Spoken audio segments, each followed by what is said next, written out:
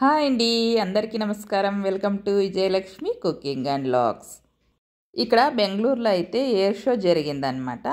యలంక దగ్గరలో కదా మేము ఉండేది. ఇక మేడ మీద నుంచి వీడియో అయితే తీసాను చూడండి.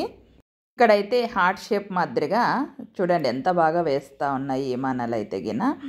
ఇక్కడ ఇలాగే చూడాలనిపిస్తుంటుంది, డిజైన్ డిజైన్గా వేస్తూ ఉంటాయి అన్నమాట. నేనైతే కొంచెం అలా వీడియో తీసాను, మీరు కూడా చూస్తారని. ఇక్కడైతే నేను రవ్వ లడ్డు చేస్తూ ఉన్నాను అనమాట.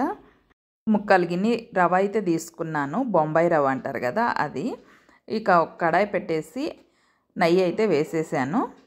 ఇక నెయ్యి అంతా హీట్ అయిన తర్వాత మనం గోడంబి, ద్రాక్ష, బాదాము అన్నీ కట్ చేసుకొని వేసేసుకోవాలి. చూడండి, ఇక గోడంబి, ద్రాక్ష అయితే మనకి బాగా వేగిపోయాయి కదా. ఇక ఓ ప్లేట్లో అయితే మనం పక్కకు తీసేసుకుందాము. 4-5 రోజులైతే ఉండే అనమాట ఎయిర్ షో. ఫుల్ గలాట్ అయితే ఉండేదన్నమాట.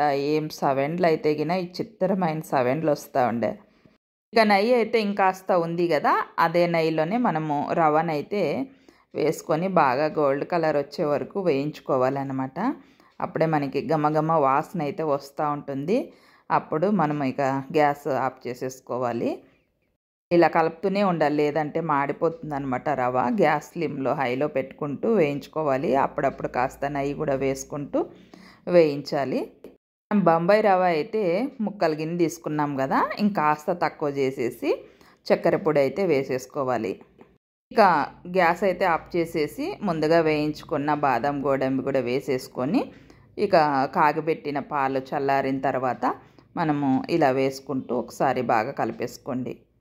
ఒకసారి అన్నీ వేయరాదు, పాలు కొన్ని వేసుకొని బాగా కలుపుకోవాలి. మనకు సరిపోతుందా లేదా అని ఒకసారి చూసుకొని, తక్కువ పడితే మళ్ళీ కూడా కొన్ని పాలు వేసుకొని ఉంటలు కట్టేసుకోవచ్చు.